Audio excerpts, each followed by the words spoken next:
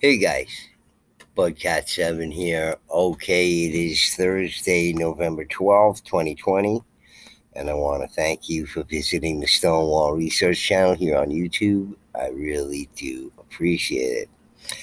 All right, guys, well, it's another sort of rainy, stormy night here where I'm at, and I'm often doing these videos for you under these kinds of circumstances. So you can see I just making these videos on the fly where I work over here, and you can see my umbrella here. You can hear the sort of droplets hitting the umbrella. You heard it in the video I did on Britain, the Giants in Britain, the accounts of the Giants in Britain. So you might be hearing a few drops hit it here. It was raining heavier before, but now it seems all right. So anyway, we're going to continue with the part two in my series on looking into the accounts of the quote-unquote giants, or large hominids, as I like to call them, international. And now we're going to move on to France, or France, however you like to pronounce it. And what's so very interesting to me about these accounts is, and just, more sort of validation and reaffirming what I think about these giants, and how they were sort of on both sides of the Atlantic probably at the same time during the same time period, and because the accounts seem so similar to each other, and the way that these giants were buried, and the types of burials, etc., and including mounds and everything else. So, I mean, it's just too much of a coincidence for me that all these things are just so very, very similar. And you're going to see even, in more ways as I go through the accounts. And they're all pretty short, so we're going to get through a lot of them. And this was taken in either, I guess, the press, in English through either AP Wire or whatever it is. In some circumstances, about half of these, or more than half of these, are 20th century accounts. So look, and also with the people back in those times when the press wasn't owned by three or four or five different entities worldwide. There was all these independent press agencies and independent journalists and reporters. You're free to sort of brainstorm on some of these issues, and you can see in some of these accounts, they're thinking about these things and trying to figure it out in the most rational way they possibly can without getting too nutty and crazy. But you can see this sort of, they're trying to figure out back then, as opposed to now, you'd be just immediately dismissed and called crazy or whatever, but not so. The further back in time you go, even up into more recent times in the 20th century, as we've seen in many of these accounts, including some of these, at least not, quite, mid 20th century, but, getting close.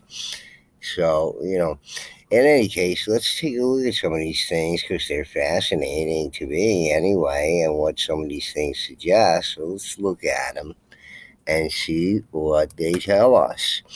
And here's Gazelle, France, handprints. And there's much more about this site and Gazelle. I'm going to probably go over it in a future video, but about these early writing that was found in places that believe is thousands and thousands of years before writing, so-called writing appeared in Europe. So this site is very controversial, but you can see these giant handprints in clay, and This is different, okay? Then you have to think about this in these terms. This is different than when they find like footsteps in, let's say a sedimentary layer that was clay at one time, a riverbed or whatever it might have been, okay? That they say these things, prints showed up, okay, in mud. We're not talking about that. In this instant, we're talking about a sort of intent. So, what is this intent? Because we see these things in more than one place all over the world, including Lovelock Cave, where giant handprints were found in the rock there. You see these solitary handprints in many of these accounts that are associated with giants, either a handprint or a footprint, whatever it is. I mean, is this more than just some just for kicks? Somebody in the past did these things. Is this something to signify something? Okay, like we are here, the giants, or whatever. I mean, in whatever era of the giants, because there probably were many eras and epics of the giant humanoids in the past that just fill our unknown history there with all these epics of the giants in the past, the over thousands and thousands of years. God only knows what was going on, but we see glimpses of it in some of the evidence we put together on this channel. But my, the way I'm looking at these handprints here that they find in clay, these solitary handprints that they find like this, and in other places, in other circumstances, we've seen the same thing, either handprint, footprint, that don't seem to be random or accidental, but seem to be intentional. Like, what does this signify? It's just not somebody saying, hey, I'm just going to make this figure of a hand right now on the wall over here. It obviously, you have to think about it in more deeper anthropological terms, that these are obviously to signify something, and it probably is their presence most likely, um, would be the easiest thing to assume.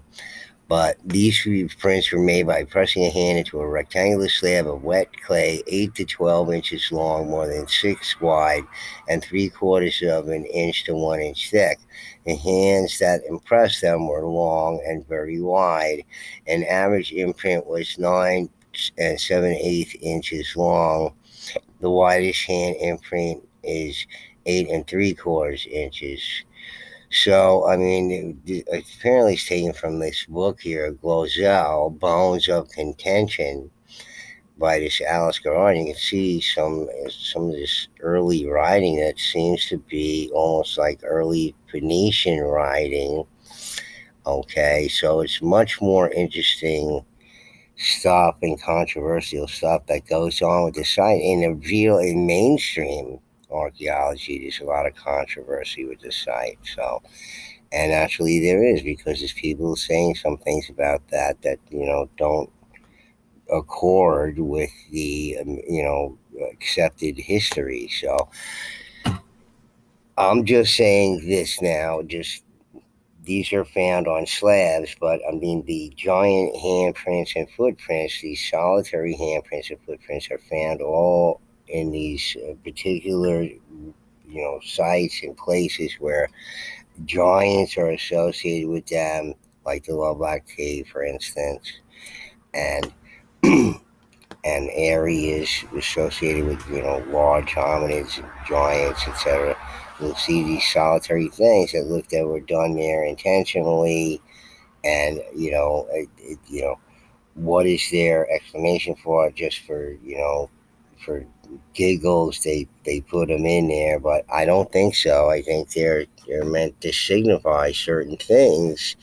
I would assume, being that human beings have the same level of intelligence that they've had for 200,000 years, according to mainstream scientists.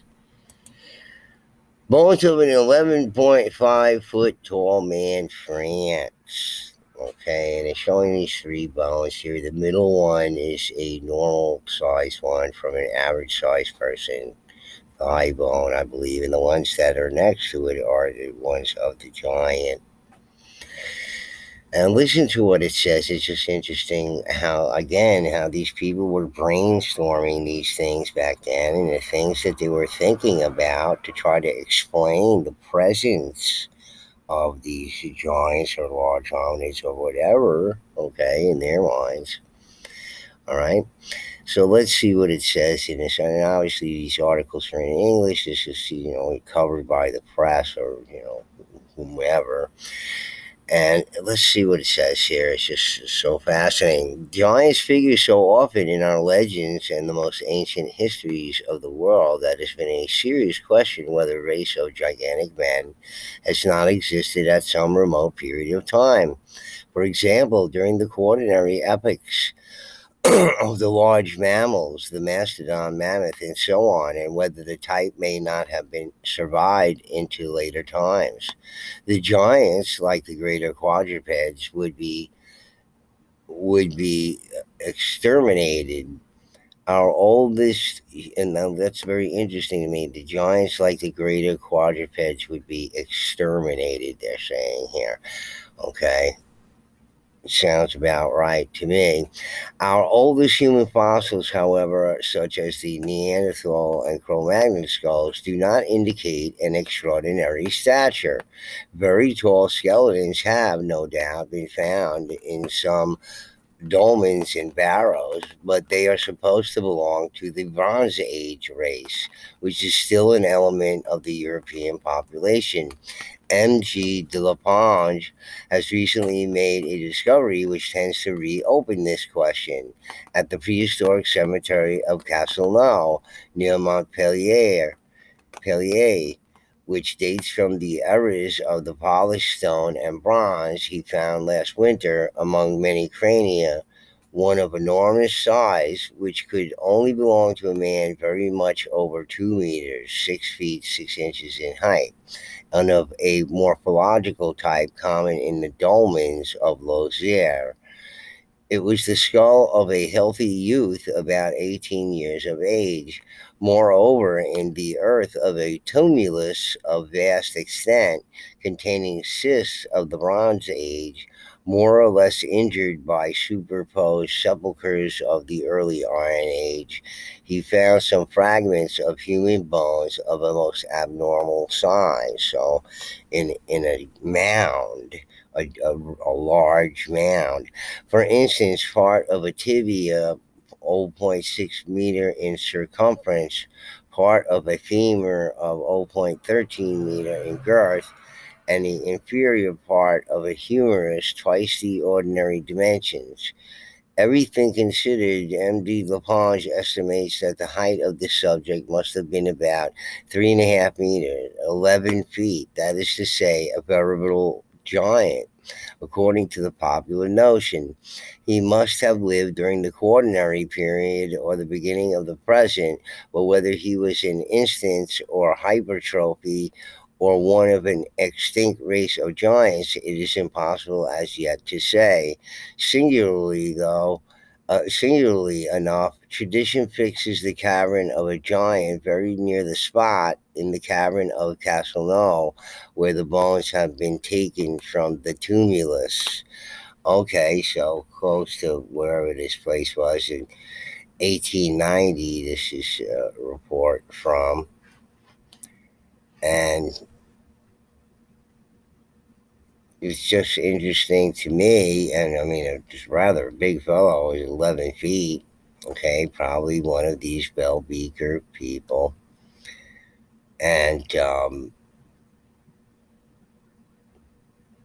very interesting what they say. It's a young man, 6 foot six, 18 years old. Okay, again, I've said it many times, is that it's quite possible that some of these archaeologists and anthropologists have made the error of a mistake of, you know, sort of categorizing the skeletal remains as adult human when they're actually the children of these giant races. You saw a child being, maybe, 12 years old, let's say the full grown,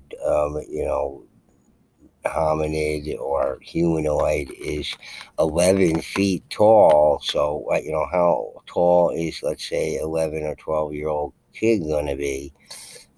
6 foot six, seven, 7 feet tall, so they could easily make that error in judgment while looking at some of these skeletal remains, thinking that they were adults when they were actually the offspring of these humanoid people. I'm just saying, you got to consider these things realistically.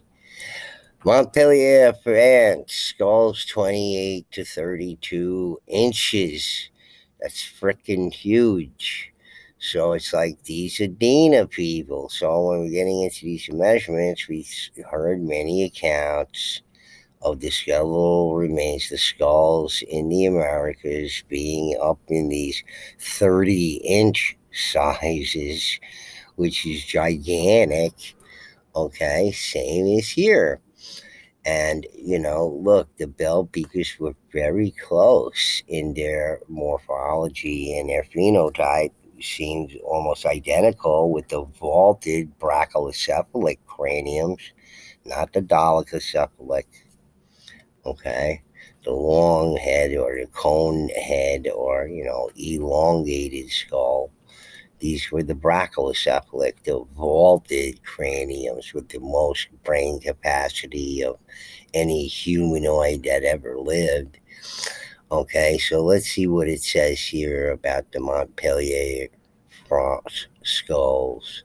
Giants of prehistoric France. In a prehistoric cemetery recently uncovered at Montpellier, France, while workmen were excavating a waterworks reservoir, human skulls were found measuring 28, 31, and 32 inches in circumference. The bones which were found with the skulls were also of gigantic proportions. These relics were sent to the Paris Academy, and a learned savant, quote unquote, who lectured on the find, says they belong to a race of men between 10 and 15 feet in height. And again, I'm just going to reinforce this, and every time we talk about the giants, you're going to have to reinforce these ideas because the giants, obviously, if they lived during the times where certain types of megalithic constructions were made, were constructed, okay, were built, then, people of this stature and people would have the strength of the people of this stature, what would that be? And how would they go about building stone structures? Well, it's certainly going to be a way far different than, let's say, we would do it, because we're thinking of things that are relative to our own size. See, that's how things are made, specifically to suit the worker. That's why we have bricks and construction block that are made for a one person to handle. Okay, so they have to be within a certain size, right?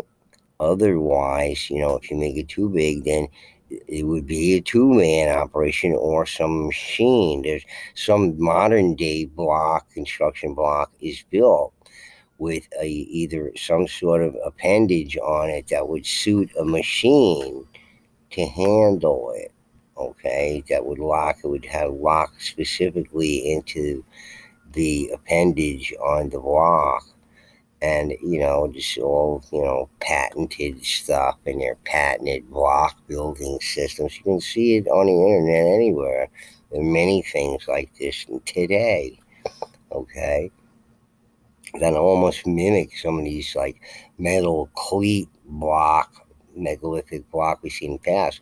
We just have a modern design that's built into the block itself to suit the machinery that's going to be used with it. But I'm just saying, if you're 11 feet tall or 15 feet tall or whatever it is, and you're that huge and you weigh thousands of pounds and you have the strength of an elephant or whatever it is, lifting large block.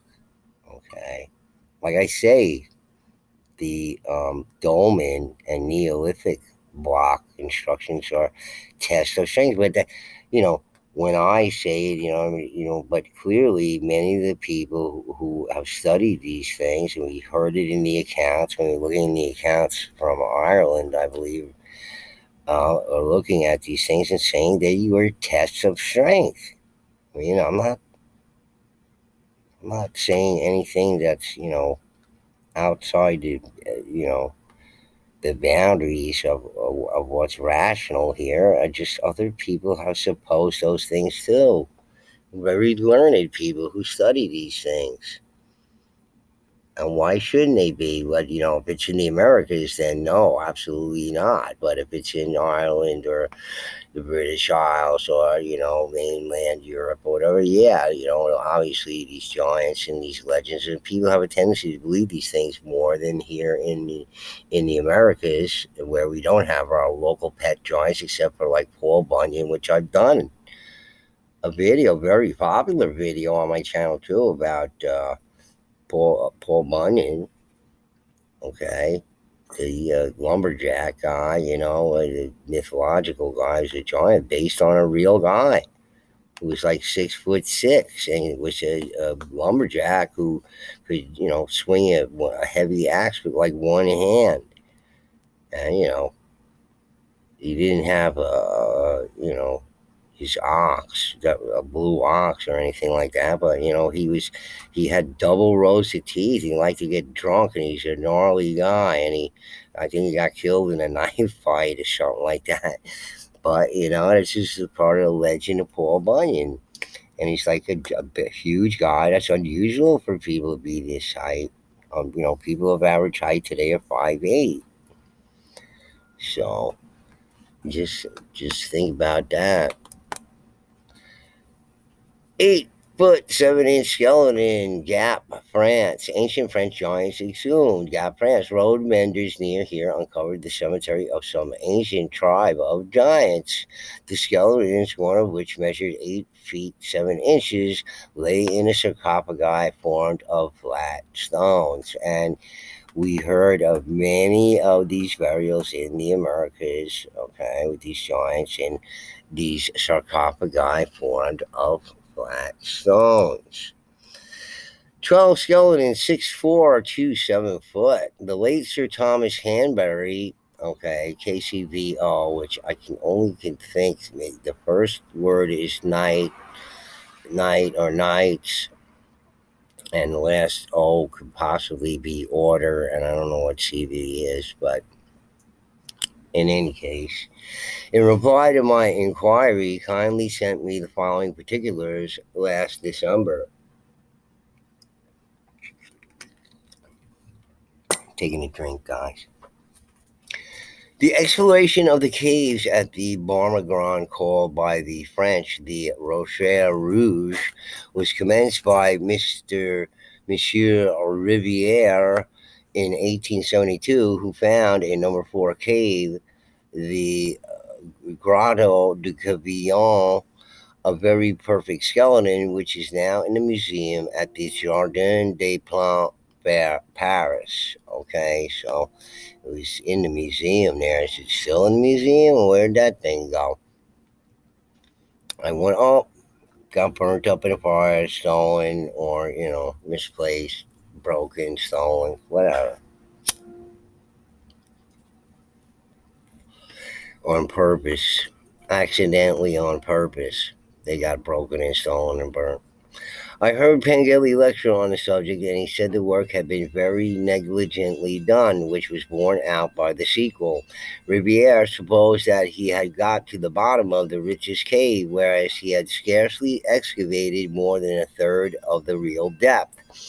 Nothing further was done for 20 years when the great find of the gigantic skeleton was made by accident in number 5, the Barmagran cave. I then took the matter in hand, and the excavations and the erection of the museum in situ have been my work. And here is to be seen the skeleton of the gigantic man above 7 feet in height, around whose neck was the necklace of the vertebra of the salmon. Okay, these giants with the perfect teeth that all the dentists think are vegetarians or whatever it is. Okay, I've been saying all along, okay, because of the seafaring cultures in the native people's populations and their diets and everything, totally dependent on the totally fish diet with plant also. These people knew that they could overhunt their area of game in a second, and this is probably one of the recent domestication of animals happened. But how did that happen, and when did that happen? Nobody knows. Nobody. And maybe they were not domesticated in the ways that we think. That maybe there's more science involved. I don't know. I'm just saying. Okay, so the vertebra of the salmon with the skeletons with the perfect teeth, and they weren't eating red meat. Dr. Bruneau is considered to be about the most able man in France, and his opinion carries great weight. Dr. William Allen Sturge of Nice, writing in Riviera Nature Notes, 1898, in reference to the 12 skeletons found in these caves, says the shortest of them could not have been less than 6 foot 4 inches in height, whilst the tallest measured not less than 7 feet, and the height of the woman seems to have been 6 feet. Some of the shells used for their ornaments had come from the Atlantic coast several hundred miles to the west. Okay, so this interests me highly, knowing the story of the Hopewell tradition, which is really the Adena and the Hopewell tradition of getting these goods from all over the Americas, from far and wide and everything, these rare goods. Okay, what are they doing over here in France, in mainland Europe, or whatever? Something identical to. And maybe there's a story there in Europe that's just like the story of the Giants and the Adena and the Hopewell here in the Americas. A similar story is going on here in Europe, and they don't even know it. They're clueless. Okay, there is a story that went on like that in Europe, apparently, and they're a little bit clueless, or there's hints of it, and they're calling it something else, like they did for so long here in the Americas here, right? And so long they've been beating around the bush that it wasn't until the 21st century here to finally finding out that the Adena and the Hopewell were contemporaries living in the same society. Well, what was going on with the Bell Beaker people over there? A totally similar story that they're totally unaware of. Okay? I'm just telling you, some of the shells used for their ornaments had come from the Atlantic coast several hundreds of miles to the west. Same thing's going on there, folks. Don't kid you. Don't let them tell you any story. There's a whole unknown history of the past that we're just revealing and getting even into on this channel. Do you hear anything about it on anybody's channel? It's just the same old BS with the cannibalistic giants. I mean, people making millions of bucks and nobody's getting to the bottom of the giants or trying to figure out what the past was with the giants or the epics of the giants. This is the only place you're going to hear about it. Okay? And other people have just scratched the surface of this. We all have. This is just the tip of the iceberg. And think about all the unreported accounts that happened. That people found these things and never said anything to anybody, or it just never made it into the paper, or whatever it is. It must have been thousands and thousands and thousands of them.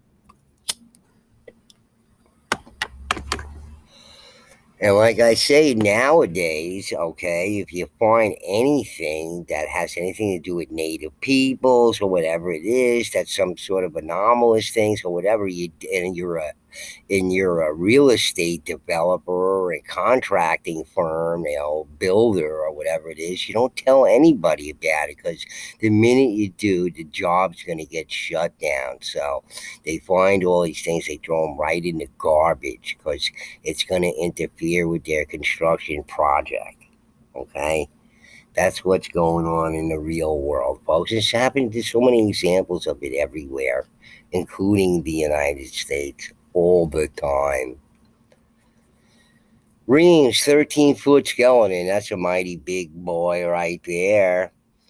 Recently, a gentleman in the neighborhood of the ancient city of Reims, in making an excavation for some purpose, discovered a human skeleton well preserved, which was 4 meters, 13 feet long. Okay, that's a mighty big dude.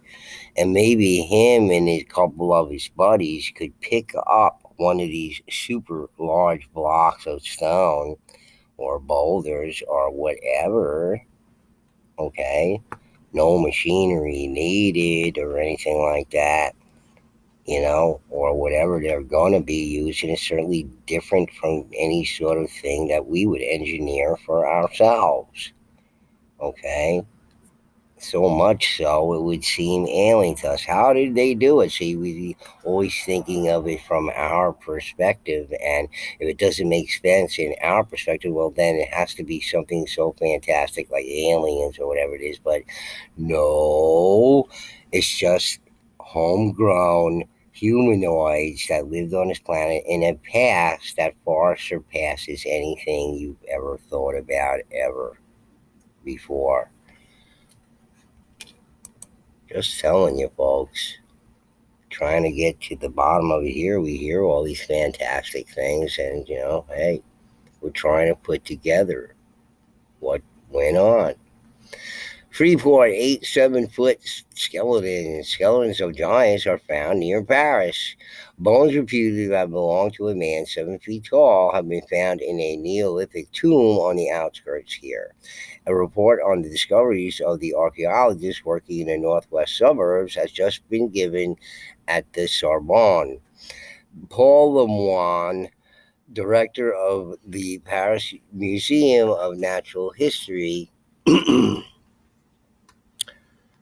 Mr. Lantier, curator of the Archaeological Museum at Saint Germain en Laye, Professor Rivet, and other savants have visited the tomb and are agreed that it is of sufficient interest for excavation work to be continued with renewed effort.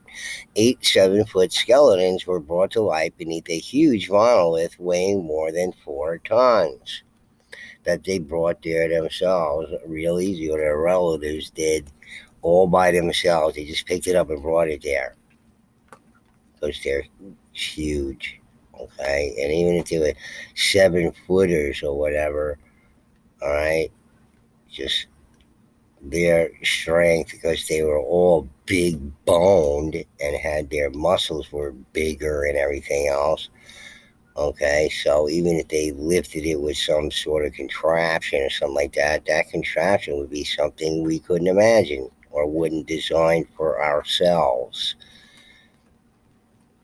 A number of the bones were burned, indicating that the bodies had been burned before burial, and little was found around them save a few flint arrows and spearheads, which led to the belief that the persons buried were not of very high caste. The report of the discovery made at the Sorbonne was read before the Société Préhistorique de France. Okay, so I mean, even though they found the skeletons, they weren't completely cremated, and it seemed they had their proper place in this burial or whatever. Whereas, you know, many of these cultures, like the Adena in the past, the most privileged were buried in the mounds in the tumulus, and the rest of the people were just cremated completely.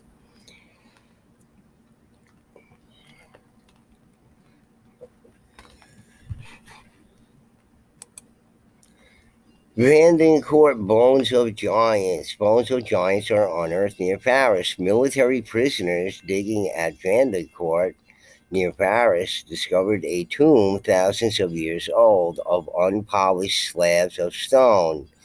I don't know what it says there, with human bones of gigantic proportions. The skulls were oval and the teeth resembled those of a horse. Archaeologists say the tomb dates back to the Copper Age, and this is from the Miami News. It is a 20th century find here with oval skulls.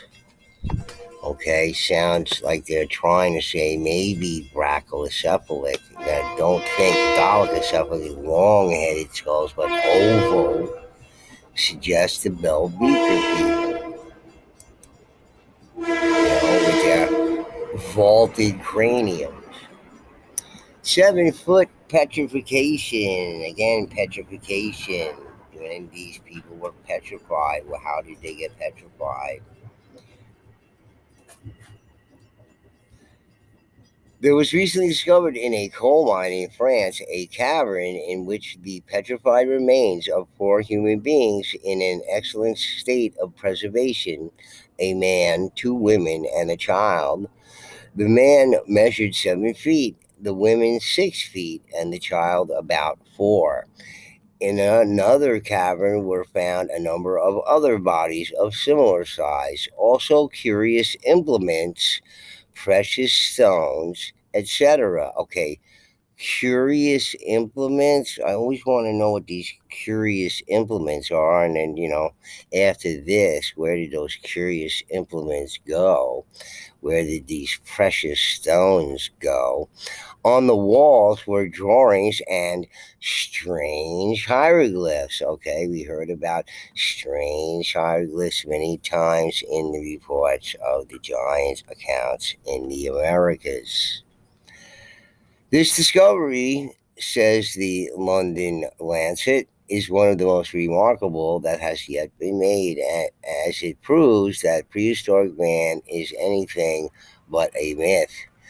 Okay, so yeah, because people were saying in those times, and even in the time of Alice Hurdlischka in the mid 20th century, okay, with his antiquated ideas about the past, said that man didn't exist, in the Americas until 4,000, only had been in the Americas for four, that no longer, no earlier than 4,000 years ago, 5,000 years ago. So, and of course, many new discoveries proved him wrong, but he refused to back down from that because he just was a closed minded fool.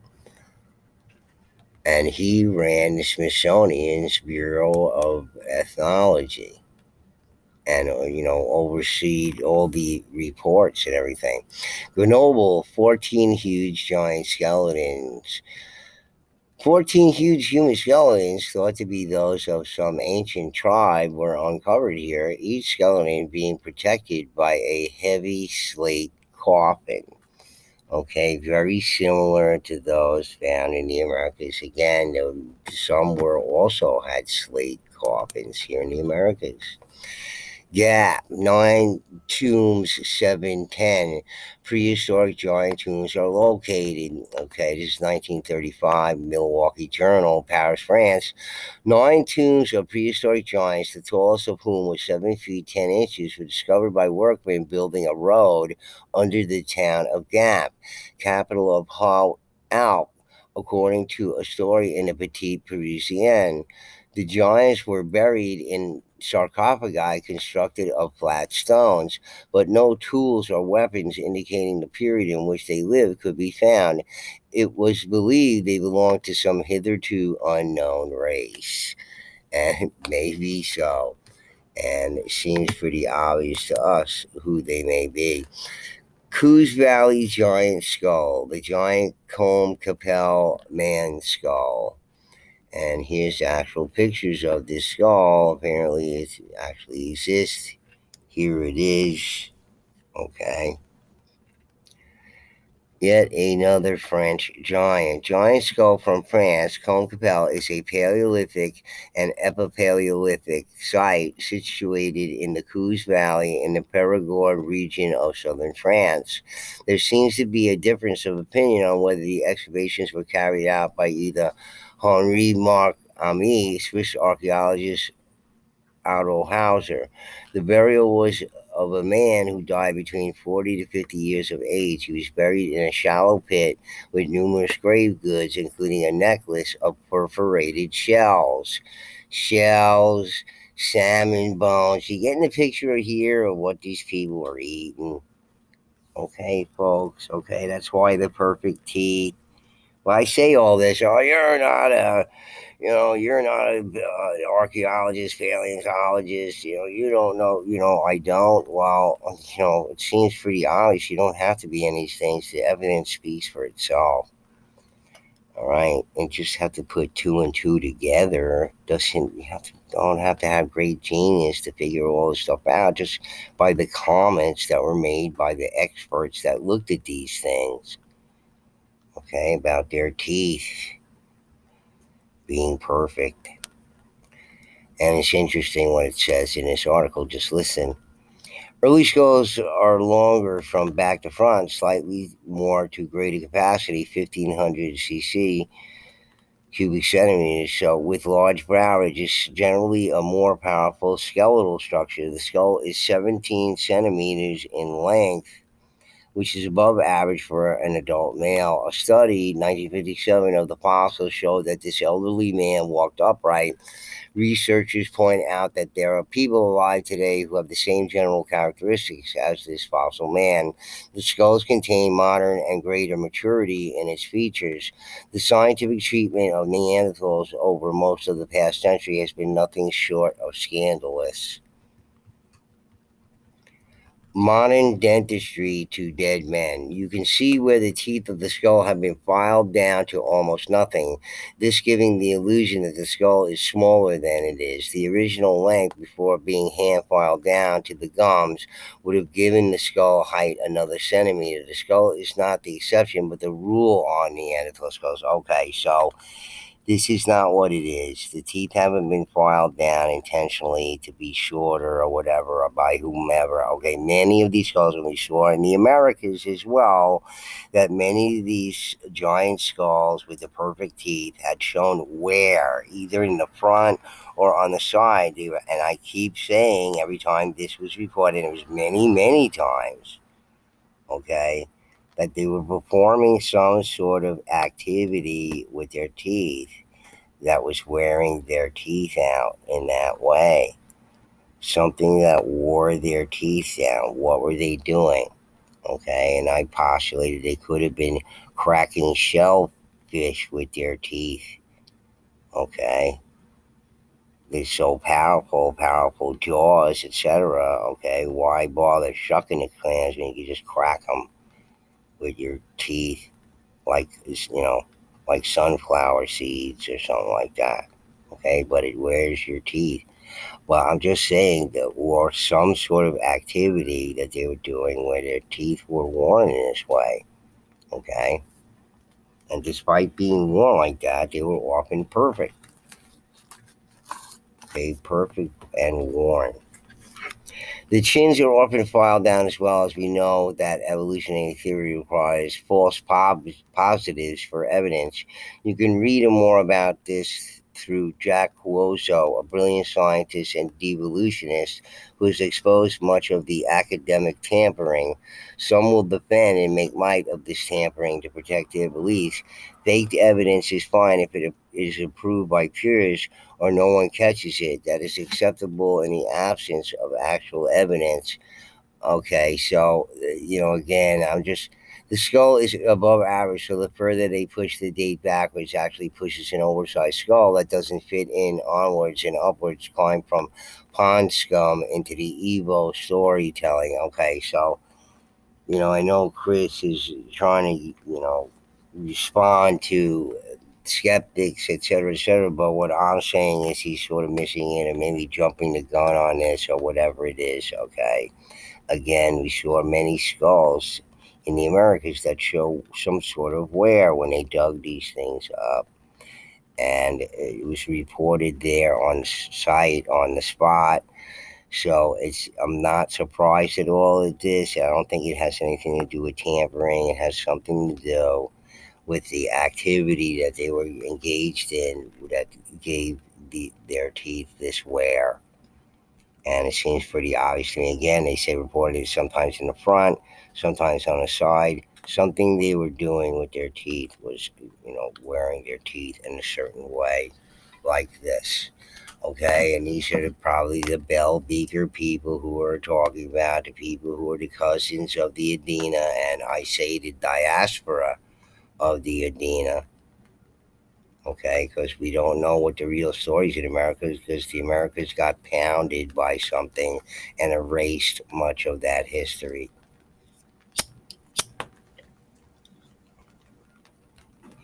Except maybe in the Northeast, which was spared a lot of stuff, and is at some era of the giants were building the stone walls and all the stone effigies and all the doming at some point in a far ancient past. Okay, might have started all in New England and spread out in the Americas. The way that the native peoples have spread through America doesn't make any sense at all to their theories about the Bering Strait and all this kind of stuff. So anyway, guys, that's it for France. And again, just to go over these things, it just seemed that many of these burials were similar to those found in the Americas. The um, um, hieroglyphic and strange symbols, etc.